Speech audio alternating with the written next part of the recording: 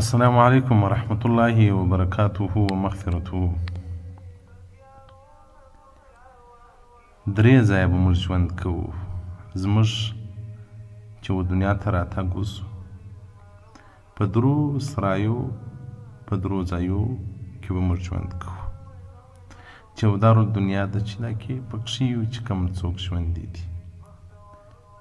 یو دارالبرزخ دی چې هغه بل ژوند بل زندگی ده چې عالم برزخ دی چې له دنیا څخه انسان ولاړ سي و قبر ته.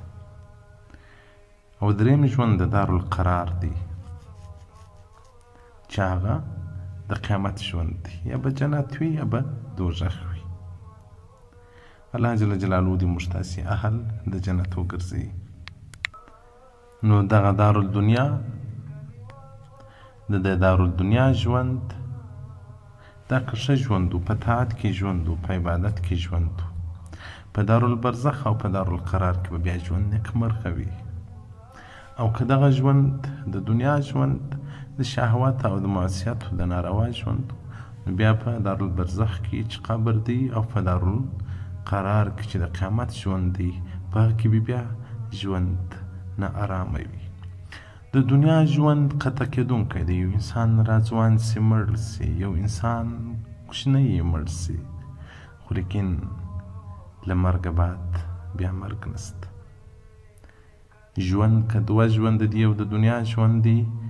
بل ژوند د قیامت ژوند دی. خو مرګ یو مرګ دی چې انسان مړ سو بیا نه مري. علماء کرام فرمایي چې دغه عذاب د قبر چې انسان ته ورکول کیږي، د دې دپاره ډېر اسباب سته. سي جهل په الله سره چې الله نه پېژني، د الله بیره یې په زړه کې نه وي، او د الله اوامر ضایع کوي چې الله امر پر کړی دی چې معصیت و ناروا د مه یې کوه ده یې کوي، او ګناهونه کوي. د عذاب د قبر فرق لري. بعضو خلکو ته سخت عذاب په قبر کې ورکول کیږي، هغه د آخرت و د قیامت د ورځې د دوزخ عذابونه خو هلته پرېږده. دلته په قبر کې چې معصي او نافرمانه ته عذاب ورکول کیږي، دا د انسانانو تر اعمالو پورې تعلق لري. بعضې ډېر په عذاب کې، بعضې عذاب کې وي خو عذاب یې سپک وي. حسن بن صالح رحمت الله مبارک چې به کم وخت هدیرو ته ولاړې وه، بعضې قبرونه ډېر ښایسته جوړ سوي، وایي ده به آواز وکړي، ول ظاهر خو دې ښایسته دی، ډېر ښه منقش، ډېر نقشداره خښتې در باندې راګرځولي دي، خو لیکن چینجان دې په دننه کې ګرځي. تاسو که قبرونه لڅ کړئ، ډېر ژر به د انسان په بدن کې چینجه وګرځېږي. هغه زموږ نازک بدنونه چې په ژوند کې موږ ورباندې یوه خشه خاوره هم نه پرېږدو، خو لیکن هغه بدنونه بیا هلته چینجې وکړي، بدبویي وکړي. لکه څنګه چې په دنیا کې د انسانانو ژوند مختلف دی، څوک غمجن وي، څوک خوشحاله وي، څوک د معصیت او د ناروا په وجه باندې سترګې بدخوابه کړي، خو څوک د الله له بیرې او د تهجد په لمانځه باندې خپلې سترګې بدخوابه کړي. حجاج الاسود رحمت الله علیه وایي په یو جنازه کې ولاړم یو هدیرې ته، خلکو چې مړی ښخ کې ولاړل، دلته مې ذکر وظیفه کوله، پرېوتلی و. واذا انا باهل القبور نیام فی قبورهم، خوب مې لیدی دا مړي ټول پراته وي په دا خوب کې، څوک د ورېښمینو پر غالیو پراته دي، څوک پر شوشو فرشو باندې پراته دي، څوک خوشحاله پراته دي، د چا مخان ډېر روښانه وي. فبکیت عندما رأیت منهم، هغه څه چې ما ولیدل چې مړي په مختلفو حالاتو کې پراته وله، څوک پر خاورو پروت و، څوک د سرو زرو پر تخت باندې پروت و. ثم قلت في منامي وای په خوب کې ما دا خبر وکول یا رب کاش کې دې ټول برابر کړي وای ټول د سرو زرو په پلنګانو باندې پراته وای وی اواز راته وسي یا حجاج هذه منازل الاعمال دغه مرتبه او درجې د اعمالو دي چې څنګه په دنیا کې ژوند او هغه رنګ معامله دلته ورسره کېږي نو که غواړئ چې په قبر کې سکون آرام ژوند او د خوشحالیو ډک حالات لاسته راوړئ خپل ژوند په عبادت باندې ښایسته کړئ یو ځوان د بصریینو یعنې د بصرې له ځوانانو څخه واقعه بیانوي وایي د حسن بصري رحمت الله علیه څخه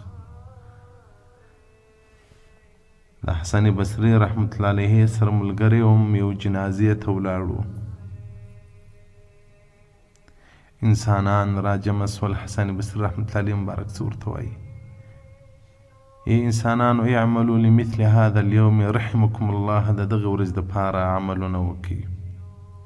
فإنهم إخوانكم دغه ستاسو ورونه دي مخکې کړلي دي وأنتم تاسې به وروسته ورپسې یا اخي انت المیت غدا ته سبا مړ یې دغه نن مړ دی خو ته به سبا مرې تاسو به قبرو ته ځئ هلته به ستاسو نازک بدنونه چونجي وکړي بیا به یې ورځ راوپاڅول سي د الله جل جلاله حضور ته د الله حضور ته به راسي څوک به د دوژخ او څوک به د جنت په انتظار کې وي بیا حسن بصري رحمت الله علیه مبارک داسې سړه ساه وکښله فخر مغشیان علیه بیهوشي ورباندې راغله نو مړي در په یادوي مرګ در په یادوي د مړو سره تعلق پیدا کوي سلمان بن صالح رحمت الله علیه مبارک وایي فقد الحسن حسن بصري رحمت الله علیه ورک سو یو ورځ ماښام پیدا سو فقال له اصحابه د ملګرو ورته وویل أين كنت اليوم نن ورځ چیرې وې وایي ده ورته له خپلو ورونو سره ومه داسې ورونو سره ومه چې که به ما الله هیر کړي دیره په یادوه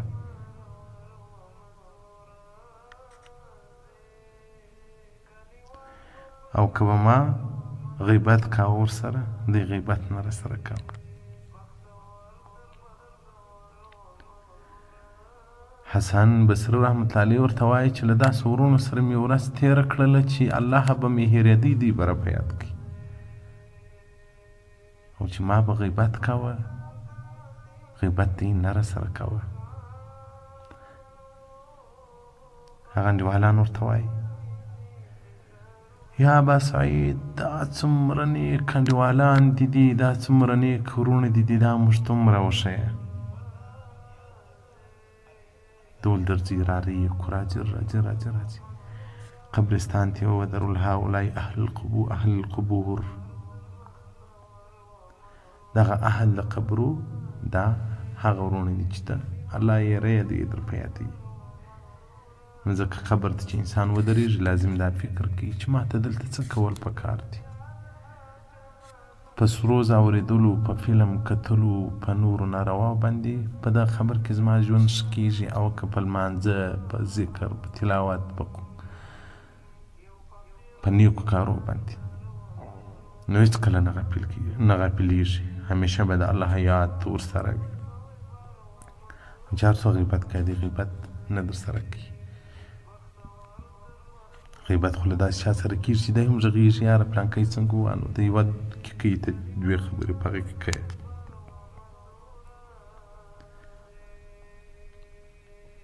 او دغه رنګه هاشم اسلمي د خپل پلار څخه یې واقعه وړاندې کوي وایي د همسایګانو کره واده و دغسې درې یې وهلي د قبرستان و څنګ ته یې کور و ډېرې په شوق او ډېر په شوق په خوند باندې درې دي لهو لعب دي د شپې یو اواز وسو ډېر په زوره اواز له حجرې څه وسو یا اهل لذتین ای د خوند اهل ای د شهواتو او د خوندو اهلو ای انسانانو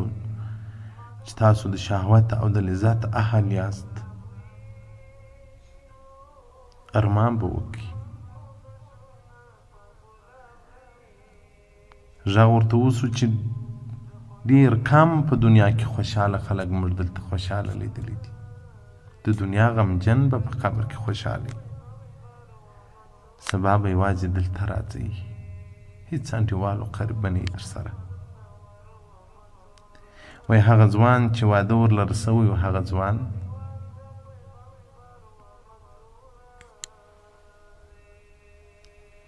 درې ورځې ژوندی و، بیا مړ سو. دغه د مړي اواز د دې خلکو دپاره عبرت سو. نو موږ مکلنک یو، په سرو زرو کې مننه غاړي، هغه خاورې ته به ورځو چې په دنیا کې موږ نه ورباندې کښېنو. که کښېنو یو غالۍ یو فرش یو شی به ورباندې هواروو.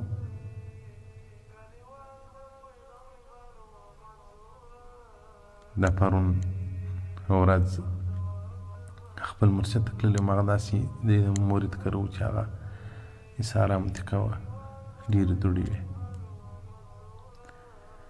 نو زه اوداسه ته راووتلم، په دا خاورو کې روان وم، دا دوړو څخه مې ځان کتی، دا دوړې چې به راباندې راکلې چې ژیره در سپېره نه کړي، کالي در سپېره نه کړي. نو بهر عدالت ورته فکر سو، ما له دغه دوړو ځان ګورې، له دې خاورو ځان ګورې، خو په قبر کې دغه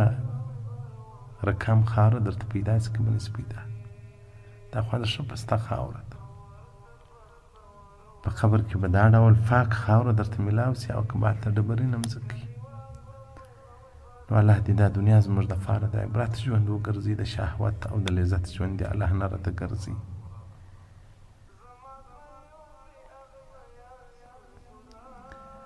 کتاب القبور صفحه 41 د ابن ابي دنیا، صفحه 51. والسلام علیکم ورحمة الله وبرکاته ومغفرته.